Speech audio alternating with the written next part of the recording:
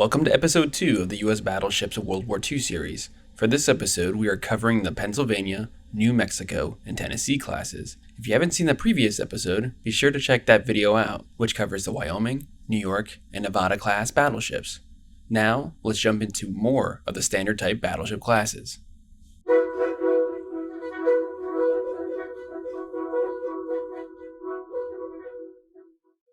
After the Nevada class of 1911, the U.S. Navy wanted the next class of battleship to feature 4 vessels. However, this was opposed by Congress. In August 1912, funding was released for 1 ship, Pennsylvania. More than 6 months later, in March 1913, a second ship, Arizona, was authorized to a nearly identical design. Initial thoughts in the Navy were to have the 2 ships be copies of Nevada. However, as seen in the past decade of battleship building in the United States, the ships would continue the trend of building ships with incremental improvements. The second class of U.S. standard type battleships, the Pennsylvania class, followed suit with the all-or-nothing armor scheme.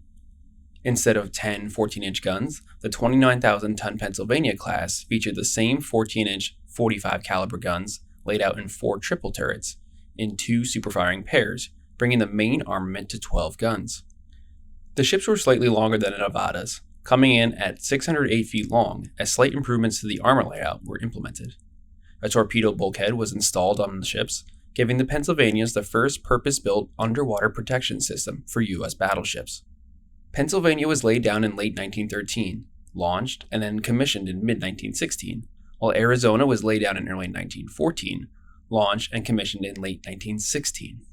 Pennsylvania was built as a fleet flagship, and was slightly different visually than Arizona, having a taller conning tower.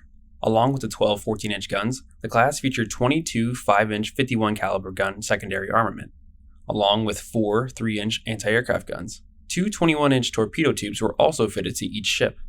Both ships featured 12 oil-fired boilers and 3 separate compartments that led to steam turbines with geared cruising turbines with a max speed of 21 knots. Armor protection consisted of a main belt that was 444 feet long and 17.5 feet wide. Maximum armored thickness was 13.5 inches on the main belt, while the 4.5 armored bulkheads were 13 inches as well. The conning tower was 18 inches thick, turret faces were 18 inches thick, while turret barbettes were 13 inches thick. The highest armored deck was at 3 inches, broken up within 3 layers. Lower armor decks consisted of 1.5 to 2 inches in 2 layers. Steering machinery protection was 6 1/4 inches thick, while boiler room uptakes were 15 inches thick.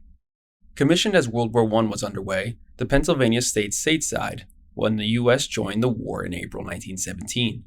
Due to an oil shortage in the United Kingdom at the time, the U.S. Navy only sent coal-fired battleships over to the Royal Navy that year. After the armistice was signed on November 11, 1918, both Pennsylvania and Arizona made their way to Europe for various duties and escorting ships. By 1921, both ships received changes to their armament, including the removal of 10 5-inch guns and the addition of flying-out platforms for aircraft, which removed 2 of their 3-inch anti-aircraft guns. This was supplemented by each of the battleships adding more 3-inch guns in different locations to give each a complement of 8 guns. Slated for modernization in 1929, both ships received new boilers and turbines, and a new upper armor deck was added, bringing its thickness to 4 3/4 inches. New torpedo blisters were added to the vessels, and the 14-inch gun elevations were increased to 30 degrees, allowing for farther firing range. 8 5-inch 25 caliber anti-aircraft guns were added, along with 8 50 caliber machine guns, along with the removal of the torpedo tubes. New tripod masts replaced the cage mast. Both ships received new upperworks, an aircraft catapult on the aft deck, and 1 on turret 3. Finishing their modernizations in 1931, the improvements added a significant amount of weight on the ships. Now both had a standard displacement of around 34,000 tons. Part of the Pacific Fleet, both Pennsylvania and Arizona took part in fleet problems, exercises, and cruises. After World War II started in Europe in late 1939, the Pacific Fleet battleships were moved to Pearl Harbor in mid-1940 to deter Japan, which included both Pennsylvanias. Arizona received 8 more 50 caliber anti-aircraft guns in 1941, while Pennsylvania received similar modifications. On December 7, 1941, both Pennsylvania-class ships were present during the attack on Pearl Harbor. Arizona was on Battleship Row with 6 other battleships, while Pennsylvania was in dry dock across the harbor. berthed on the land side and blocked in by the repair ship Vestal, Arizona was relatively safe from torpedo attacks from Japanese carrier aircraft that fateful morning. However, the Japanese also brought level bombers with modified 1,760-pound armor-piercing bombs to attack battleships blocked in by other ships. 2 of these bombs would hit Arizona, the first of which bounced off turret 4 into a stern compartment where a fire was started.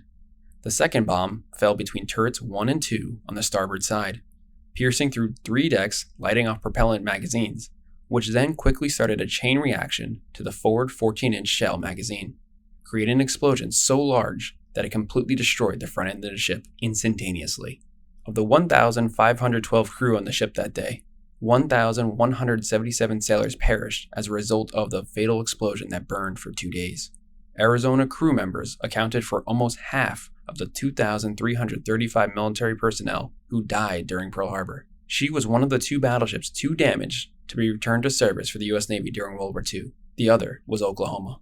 Arizona's masts and superstructure were scrapped, while the 2 aft turrets were used as shore batteries on Oahu. Arizona's guns were salvaged, with most barrels being used on other ships.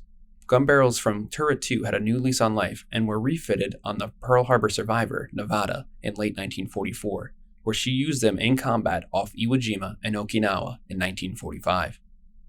Years after the war, in 1958, legislation passed allowed the U.S. Navy to erect a war memorial for Arizona, and then they were able to accept donations toward that goal. Among many national fundraising drives and generous donations, even famous rock star Elvis Presley contributed, performing a concert in 1961, where funds were sent off for the memorial project.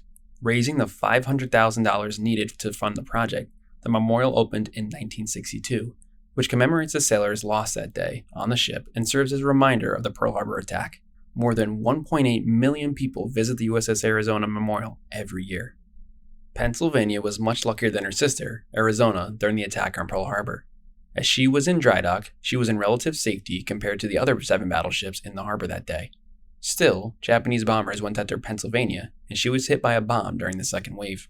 The bomb exploded in a 5-inch gun casemate on the superstructure, killing 16 men and injuring over 30. Compared to other battleships during the attack, overall damage to the ship was light. Able to rejoin the fleet almost immediately, she was sent to California for repairs, which started in January 1942. In mid-January, she started gunnery training, with more general training into March. From mid-April to October, Pennsylvania joined other battleships off the West Coast for defensive maneuvers as there was still a fear of a Japanese attack on the western United States at that time. During this period, Pennsylvania went to dry dock to be modernized for the war. The main change involved the removal of older 5-inch 51 caliber casemate guns and 5-inch 25 caliber anti-aircraft guns for 16 modern 5-inch 38 caliber dual-purpose guns, with 4 mounts on each side of the superstructure. Lighter anti-aircraft armament was added, such as 10 quad 40mm Bofors and 50 20mm guns. Her aft tripod mast was removed, replaced by a deckhouse where the aft main battery fire control would sit. After August, Pennsylvania was involved with multiple training cruises, along with small overhauls. By April 1943, she was training for the upcoming invasion of Attu Island in the Aleutian Island chain. In May, she was back in action against the Japanese, taking part in shore bombardment for the Attu invasion. She took part in shore bombardment of Kiska Island in the same chain in July and August. As the U.S. began their island hopping campaign moving west towards Japan, Pennsylvania was a flagship of the invasion force during the Gilbert Islands campaign in November 1943, and was in the same role during the Marshall Island campaign of January to February 1944. With the next major stop being the Marianas Island chain, Pennsylvania bombarded the islands of Saipan, Tinian, and Guam from June to August. After the Marianas, she provided shore bombardment for the Palau Islands campaign in September, and then for the Philippines campaign, bombarding Leyte in October. She was part of the famous night action during the Battle of Leyte Gulf, where 6 older U.S. battleships faced off against the Japanese battleship Yamashiro and her escorts, the last battleship versus battleship fight in history, also known as the Battle of Surigao Strait. Pennsylvania, however, was not able to find a target during the night due to her older radar equipment and did not engage. She supported the invasion of Luzon in January 1945 and was sent stateside for a refit.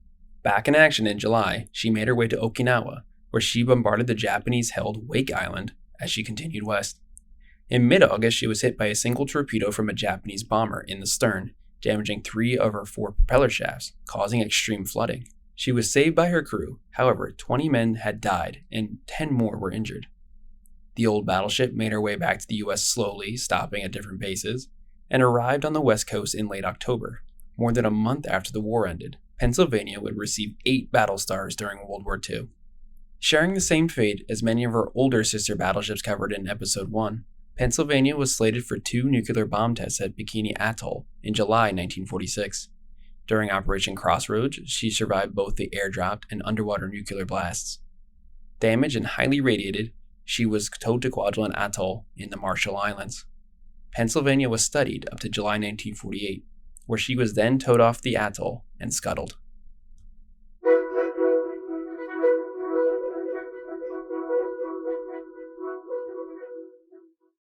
Originally intended to be a much larger ship with 16-inch guns, the 1914 battleship building program was toned down to build a slight improvement of the Pennsylvania class. For the third iteration of the standard-type battleships, 2 ships were proposed for the New Mexico class, which were New Mexico and Mississippi. However, with the funds from the sales of the pre-dreadnoughts Idaho and Mississippi to Greece in 1914, a third member of the class, Idaho, was proposed. The 3 ships built upon the Pennsylvania class with a few notable changes, the most visual being a clipper bow that was incorporated into the design, replacing the ram bow design of older ships, helping minimize the amount of water going over the front deck. The ships were slightly heavier than the previous Pennsylvanias, with a design displacement of around 32,000 tons and 16 feet longer. Armor protection was nearly identical to the last design, other than New Mexico-class ships having a thicker upper armor deck, now 3.5 inches. Though the main armament was arranged in the same way, 12 guns and 4 turrets, the New Mexico class had a new 14-inch 50 caliber gun, and a new 3-gun turret designed to elevate each gun and each turret independently of one another. When built, each gun could elevate to 30 degrees, higher than other ships in service, which saw an increase in gun range. The ships featured 14 5-inch 51 caliber secondary guns, all of which were placed in the deck house, avoiding the previous problem of getting wet during rough seas. The ships also featured 4 3-inch anti-aircraft guns and featured 2 21-inch submerged torpedo tubes. Machinery and boilers were similar to Pennsylvania-class ships. However, New Mexico was test-fit with a turboelectric plant, which used 2 electric generators to power 4 electric motors. Though it produced less power, New Mexico could muster 21 knots, the same as her sisters with more traditional plants. All laid down throughout 1915, the New Mexicos would be launched in the first half of 1917, and all were commissioned in late 1917 to early 1919. Missing World War I, the 3 New Mexicos had slight changes in secondary armament and modifications into the 1920s, with each ship adding 4 3-inch anti-aircraft guns and aircraft catapults to turrets 3 and the quarterdeck. They each had relatively quiet service careers until they were set for modernization and reconstruction spanning from 1931 to 1934. New Mexico-class battleships were the most heavily modified out of all the reconstructed ships over the last 10 years, and in turn were the most modern equipment-wise of the pre-Washington Naval Treaty battleships the U.S. Navy had in the 1930s. On the upper armor deck, protection was increased from 3.5 inches to 5.5 inches. Splinter deck armor over machinery areas was up to 2 3/4 inches. An additional bulkhead on both sides of each ship were added for their torpedo protection system, adding almost 10 feet in beam. Each ship had their boilers replaced, and Mississippi and Idaho would have received turboelectric drives as their propulsion. New Mexico would have hers replaced, so all 3 of the class would be in line with each other with new propulsion equipment.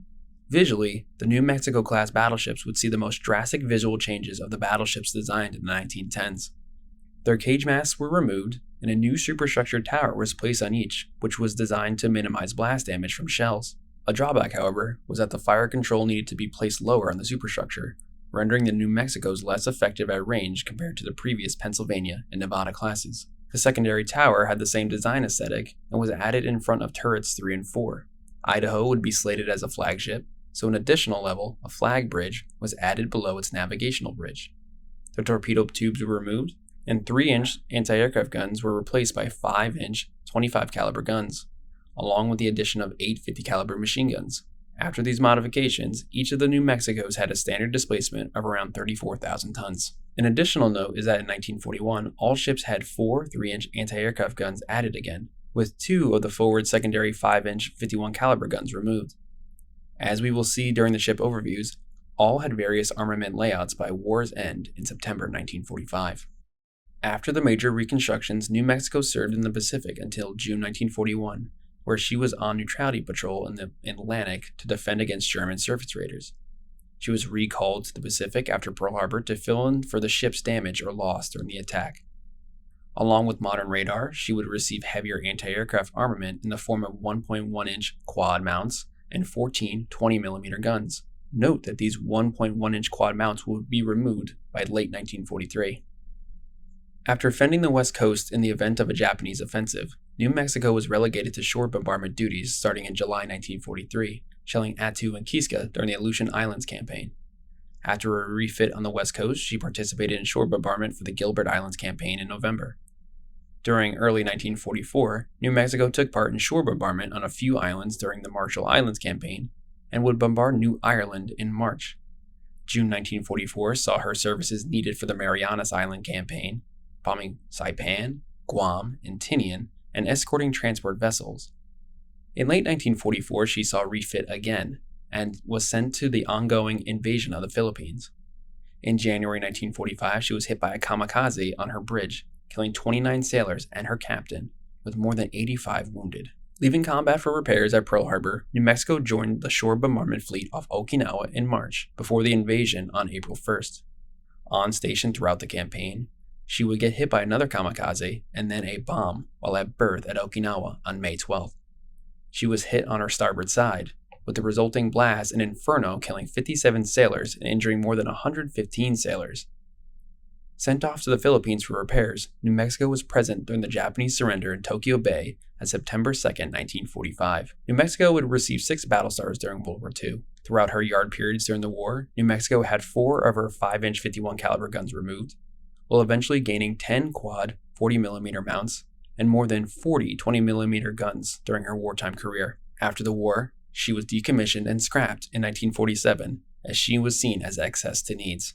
The second ship, Mississippi, was actually the first of the class to be commissioned in 1917. From 1919 onwards, she would serve in the Pacific Fleet, being modernized from 1931 to 1933.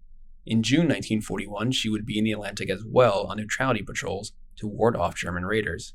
After Pearl Harbor, she was sent right back to the Pacific to be part of the defensive operations on the West Coast. In July 1943, she joined a number of battleships during the shore bombardment force as part of the Aleutian Islands campaign.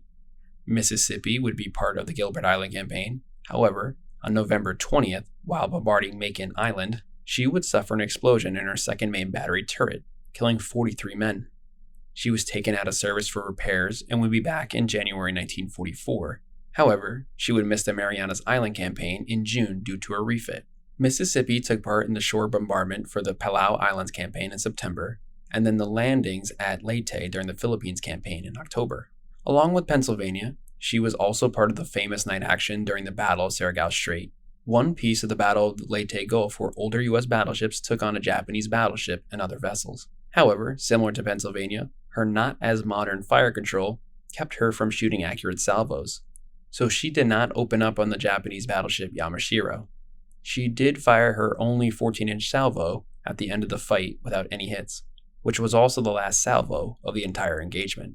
In early January, like her sister New Mexico, Mississippi was hit by a kamikaze on her upper deck off Luzon in the Philippines. With the damage being minimal, she was on station until February.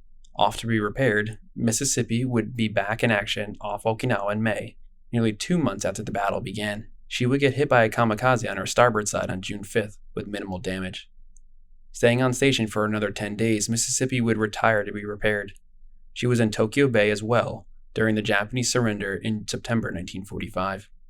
Mississippi would receive 8 battle stars during World War II. During the war, Mississippi would see a number of changes to armament during refits. In the beginning of the war, 4 5-inch 51 caliber guns were removed. By late 1943, she had 10 quad 40mm guns, along with 40 20mm guns. By early 1945, she had her 5-inch 51 caliber guns completely removed. She had 8 5-inch 25 caliber anti-aircraft guns added and 12 quad 40mm guns total, with minimal changes to her 20mm complement. After the war, she would get a chance at a second life as a gunnery training ship and experimental vessel in early 1946. Her number 1 turret was taken out, and a twin 6-inch turret was put in its place. Turrets 2 and 3 were removed, and turret 4 was left intact for the time being. During this time, she had a diverse collection of different turrets of various calibers for sailors to train on. In 1947, she effectively replaced the old battleship turned to training ship, Wyoming, as the anti-aircraft training vessel. In 1952, Turret 4 was removed and replaced with 2 RIM-2 Terrier surface-to-air missile launchers, which would be test-fired in 1953. Mississippi was decommissioned and scrapped in late 1956.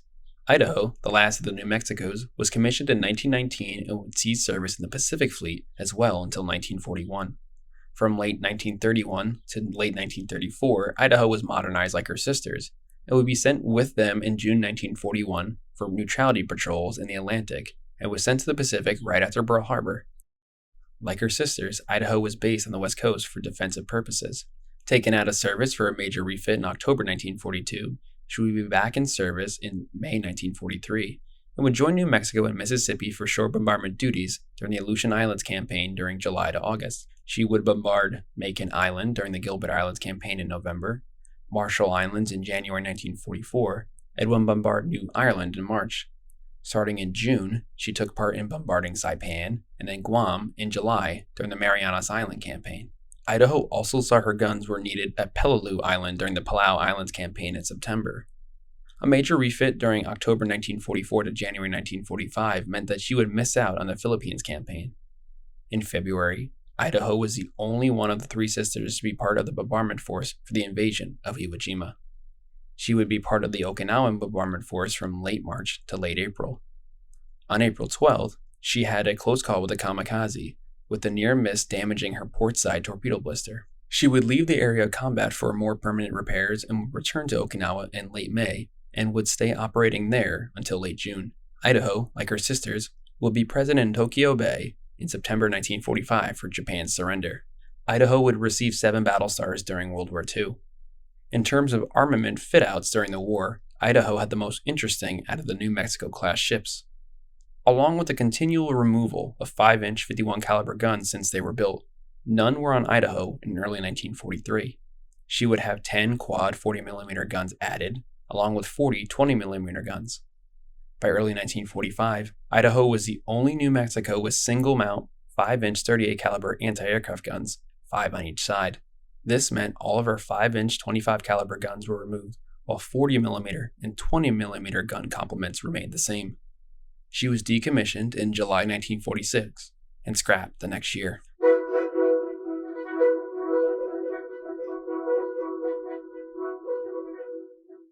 For the 1915 battleship program, U.S. Congress approved funds for 2 new ships to be built, being set in March and contracts in place by December of that year. These 2 ships would be the Tennessee class, Tennessee and California. Fundamentally similar to the preceding New Mexico class, a major revision was the class's underwater protection design enhancements. The 4th of the standard type class battleships, Tennessee had an improved all-or-nothing protection scheme, with upgrades to its armored citadel. The main armor belt was a total of 17 feet wide, with a 13.5-inch maximum thickness in certain areas. And the armored bulkhead fore and aft of the citadel had a maximum thickness of 13.5 inches as well. The conning tower was 16 inches thick, turret faces had 18 inches of armor, while the turret sides and rear were covered by 8 inches, and the turret roofs were 5 inches. Turret barbettes ranged from 14 to 16 inches of thickness, and the main armored deck was 3.5 inches between 2 layers, while a lower armored deck, or splinter deck, added 2 inches over machinery areas. The main design upgrade, its underwater protection, built upon the New Mexico's torpedo blister system, now set in longitudinal splinter bulkheads that ran from the ship's double bottom up to its splinter deck. Between these bulkheads were void spaces that could be filled with liquid, such as fuel or water, or left empty in a specific arrangement to mitigate any blasts from mines or torpedoes. This system on each side would protrude a maximum of 17 feet from the outer hull. This design proved the best out of any U.S. dreadnought in the era and would be used as a starting point moving forward with new U.S. battleships. As the ships were being built, Trials of New Mexico's turboelectric drive propulsion were successful, and the 2 Tennessee-class ships had their systems incorporated into their construction. 8 boilers would power 2 generators, which would then translate into 4 electric motors, producing a 21-knot speed. With its new underwater protection scheme, along with an arrangement of engine equipment and boilers, the Tennessees had one of the most protected propulsion systems of all the current U.S. battleships. Following suit from the last 2 classes, the Tennessees had 12 14-inch 50 caliber guns and 4 3-gun turrets, and secondary armament was 14 5-inch 51 caliber guns, 4 3-inch guns for anti-aircraft protection, and 2 21-inch submerged torpedo tubes. Standard design displacement was around 33,000 tons. California, the second of the 2 ships, was actually laid down first in October 1916, launched in November 1919, and commissioned in August 1921, while lead ship Tennessee was laid down in April 1917, launched in April 1919, and commissioned in June 1920. When completed, they were visually distinguished from New Mexico-class ships by having 2 exhaust stacks, instead of New Mexico's 1. In 1922, both ships had 4 3-inch anti-aircraft guns added, while 2 5-inch secondary guns were removed. In 1924, both ships had an aircraft catapult fitted on the fantail, as well as one on the main battery turret 3. These ships were the first of the dreadnoughts not to see any major modernization or rebuilds during the interwar years. However, slight changes were still made from the 1920s to the early 1940s. From 1929 to 1930, both ships had their 3-inch guns removed for 8 5-inch 25 caliber anti-aircraft guns. Tennessee would have her torpedo tubes removed in 1934, while California had hers removed in 1937. 8 50 caliber machine guns were added to the ships in 1935 to 1936, and in December 1940, 4 3-inch 50 caliber guns were added further up on the ships. Both ships would see service in the Pacific Fleet from their commissionings up to 1941. Notably, California was the battle fleet's flagship. Both Tennessees would be at Pearl Harbor during the Japanese attack on December 7, 1941. Tennessee, inboard from West Virginia, was less susceptible to torpedo attacks that morning. However, the Japanese had modified 1,760-pound armor-piercing bombs to attack inboard battleships. During the air raid, Tennessee would be hit by 2 of these bombs. The first one hit the middle 14-inch gun of turret 2, while the second bomb hit the roof of turret 3, luckily breaking apart without detonating. 5 crew were killed, while 21 were wounded. She would receive more superficial damage from Arizona's magazine detonation, as she was moored only 75 feet south of the Arizona. Along with falling debris due to the explosion, burning oil surrounded the ship, and the extreme heat from the fires were buckling Tennessee's hull plates. Trapped by West Virginia, which was sinking by torpedoes, Tennessee wasn't freed from her berth until December 20th. Sent to the West Coast for repairs and receiving newer anti-aircraft guns, work finished in February 1942. Tennessee would be part of the battle fleet tasked with protecting the West Coast based from San Francisco.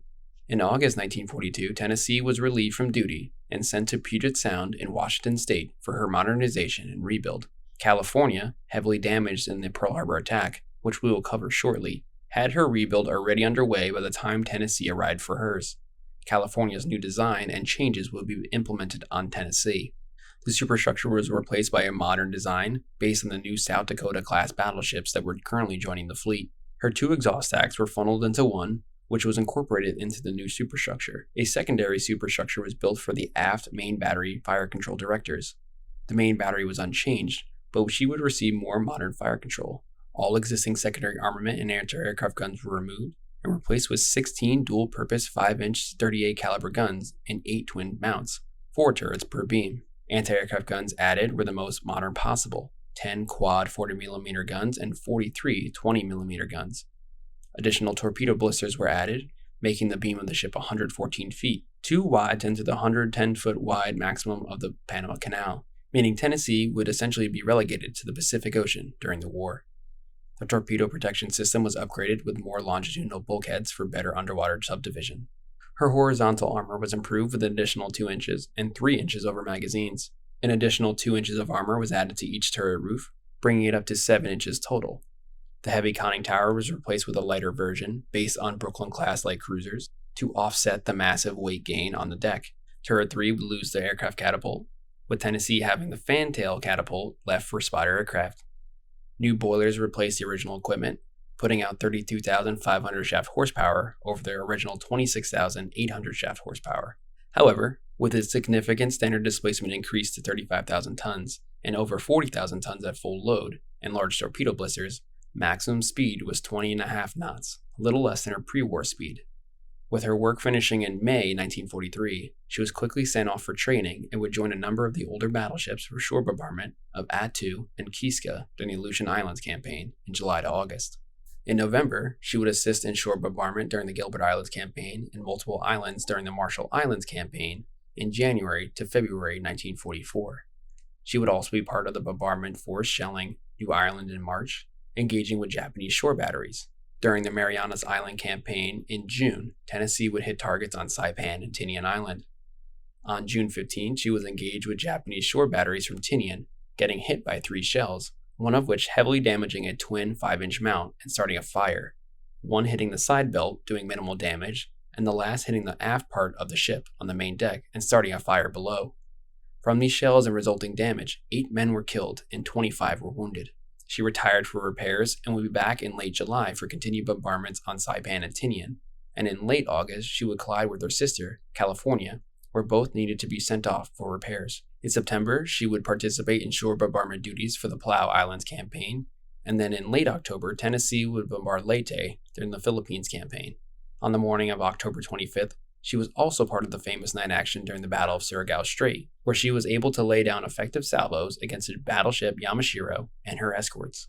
Following the victory, she went back to the West Coast for a refit, where she came back into service in mid-February 1945 and took part of the shore bombardment during the Battle of Iwo Jima, and would stay on station until early March. Like many of the older battleships, Tennessee participated in the pre-invasion bombardment of Okinawa and was on station starting late March. On April 12th, she was hit by a kamikaze on the starboard side. The aircraft had its bomb detonate before sliding off the ship and into the sea. The resulting impact and explosion caused 22 deaths and 107 wounded sailors. She stayed on station until May 1st, where she retired for repairs. Back in action in early June, Tennessee was off Okinawa yet again providing support, and would cover minesweeping operations in the East China Sea as her last combat action. Tennessee would receive 10 battle stars for her actions during the war. She would cover the occupation landings of Japan at Wakayama in late September 1945. Put into the reserve fleet after the war, she made her way to the Philadelphia Naval Yard, where she was decommissioned in 1947. She was sold in mid-1959 and scrapped later that year. California was moored alone further south of Battleship Row during the Japanese attack on Pearl Harbor on December 7, 1941. California was one of the most susceptible battleships to torpedo attacks due to her berthing situation, and she was hit by 2 torpedoes on her port side during the first wave minutes after the attack started, below the armor belt. Although these hits did not defeat the anti-torpedo system on the ship, she developed a port list and was counterflooded quickly to prevent capsizing. This was made even more difficult as she lost power after the first torpedo hit. Around 45 minutes after the attack started during the second wave, she was hit by a 550-pound bomb dropped by a Japanese dive bomber on her starboard side near a 5-inch gun, where it penetrated down below, causing a fire and creating havoc on board. During the attack, 104 men were killed, with over 60 wounded, and after the attack, the watertight integrity of the ship was still compromised, where California slowly settled down to the bottom of the harbor by December 10th. Work soon began to raise the stricken battleship, and she was patched up, pumped out, and refloated by March 24, 1942, with more water tightness prep work taking place in the dry docks at Pearl Harbor. California made her way to Puget Sound on the West Coast by June 1942. As noted in Tennessee's rebuild, California's work started a few months earlier, with Tennessee mirroring California's rebuild, with both ships being remarkably similar when released back out for combat, as California's damage was much more intense. Her rebuild would not be complete until January 1944. A notable difference was California's stronger light anti-aircraft suite compared to Tennessee's when she was completed back in May 1943. California will receive 14 quad 40mm guns and 52 20mm guns when placed back in service. California would provide short bombardment support during the Marianas Island campaign starting in June 1944, shelling Saipan in June, and later Guam and Tinian in July and August. As noted in Tennessee's history, the two sisters collided in late August, with California's damage being much more severe. She was quickly repaired in dry dock located in Espiritu Santo in New Hebrides. California would be ready to take part in the Philippines campaign, starting her role in mid-October, with the battleship notably being part of the American battle line during the Battle of Surigao Strait in the early hours of October 25, 1944. Like her sister, California had a more modern fire control than some of the older battleships and would send salvos downrange at the Japanese battleship Yamashiro. In January 1945, California was part of the 6 battleship-strong force supporting the landings at Luzon in the Philippines. On January 6, California was hit by a kamikaze on her port side near the main mast. The impact, blast, fires, and damage caused 44 deaths and wounded 155 sailors. She would stay on station until January 23rd, where she would retire for repairs in Puget Sound on the West Coast. After repairs in the U.S., California made her way to Okinawa and would arrive on June 15th. Supporting the now 2-month-long battle, she was on station until June 21st, when the island was deemed secure. California would be part of the sweep in the East China Sea on July 22nd, and this would be the end of her operations during the war. After the war ended in early September, she would also be part of the occupation landings of Japan at Wakayama in late September 1945. California would receive 7 battle stars for her actions during the war. She arrived in Philadelphia in December 1945, placed in the reserve fleet in August 1946, and would eventually be sold for scrap in July 1959. Thanks for watching episode 2 of this series. Here are a few graphics illustrating what we just covered. Stay tuned for the next episode.